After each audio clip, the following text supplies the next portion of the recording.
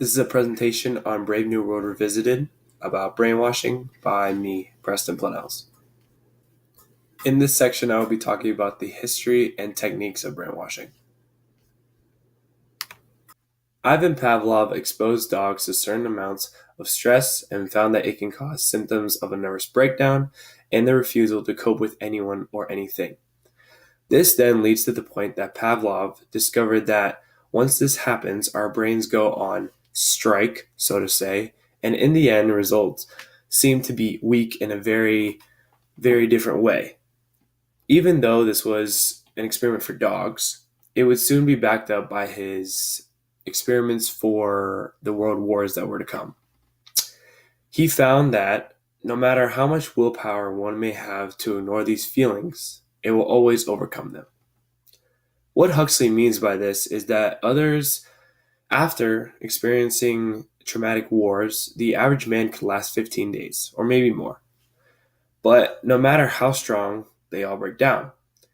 After giving us this information, Huxley gave physical stress, for example, the use of torture by lawyers and witnesses, and briefly talked about clergy members on how they pressured others to only look at their religious opinions. Next point is the power of a breaking point. Aldous Huxley wrote, strong negative emotions tend to heighten suggestibility and so facilitate a change of heart.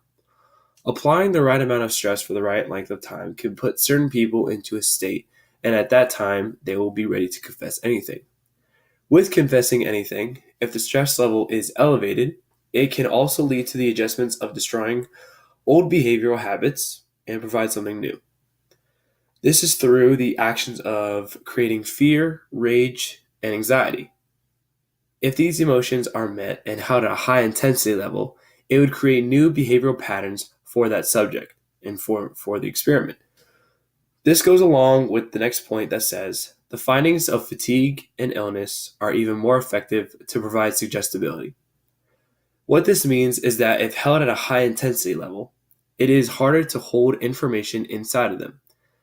For the illness side, creating a location in which no one will get better until information is told is another gruesome level of stress. This points us back towards the first quote that I gave about the negative emotions, and that can elevate a suggestibility level. The next main point of Aldous Huxley's brainwashing is the topic of the stress of the past. Before Pavlov, preacher John Wesley initiated the stress levels without even realizing it. And it was stress that came upon his followers in order to convert them. He converted thousands. Wesley converted these thousands through torment and made the point clear that if they did not convert, they would be condemned for eternity. This created a sense of guilt within these people, and it was described by Huxley as an intense and prolonged fear that broke them down. Just like I was talking about earlier, anyone could break down, and that was the key of stress for Wesley. After Pavlov, China's communist police put their prisoners through multiple methods to obtain the information needed. This was through the lack of food, sleep, and this was put at any time of day or night.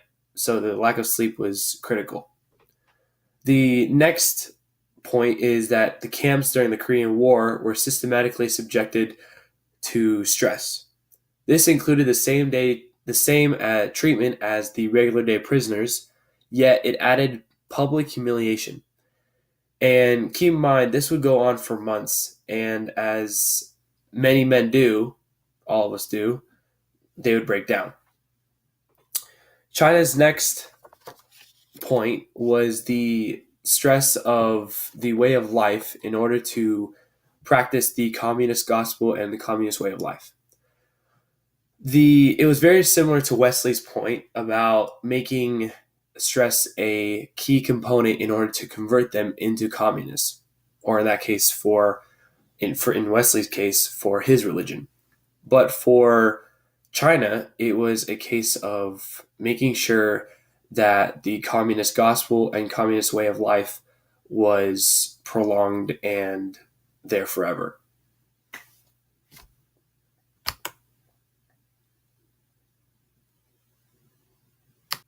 In this section, I will be comparing brainwashing to the novel Brave New World. In the novel that we read, brainwashing was considered a must in order to keep their perfect society. Instead of calling it brainwashing, they made it clear that it was to assign the young to do a job with no complaints. This is how they were to obtain one idea of how the world should be instead of what it truly is. The government would make terrible actions to young children in order to teach them the difference between what was right and what was wrong. This would correlate between making certain sounds, making different actions towards these children, and just all over the place in order to teach them what was right for them and what was wrong and what they couldn't do. Brainwashing in Brave New World is very similar to what Huxley had to say. That was in regards to the amount of stress the children were put in to begin with.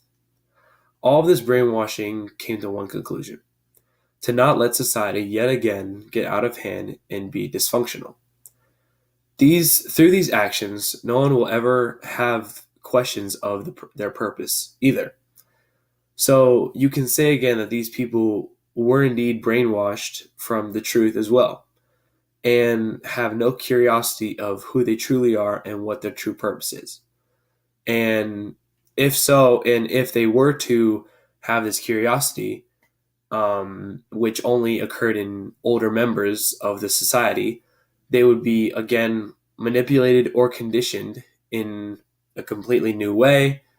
And if they were completely out of line and were too curious of their being and who they were and who they came from, they would be sent to a completely different place. And in the Brave New World's case, a completely new island that they would have no idea of what they would do and no curiosity of anything.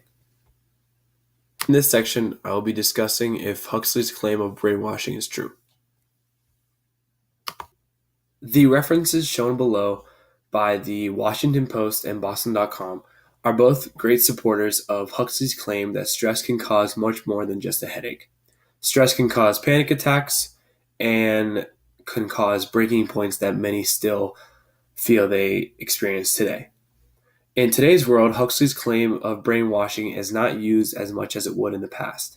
Because of the internet and technology, there is no need to stress or interrogate for information.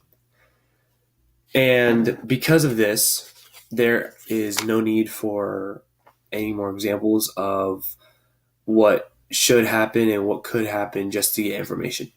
The only possible current day claim or example that can be used is religion. This would be because of the intense level of stress of going towards one religion instead of another. And this is mostly poured out and given to people through protests and other great supporters of each religion. Thank you for watching this video. This is Brave New World Revisited about brainwashing.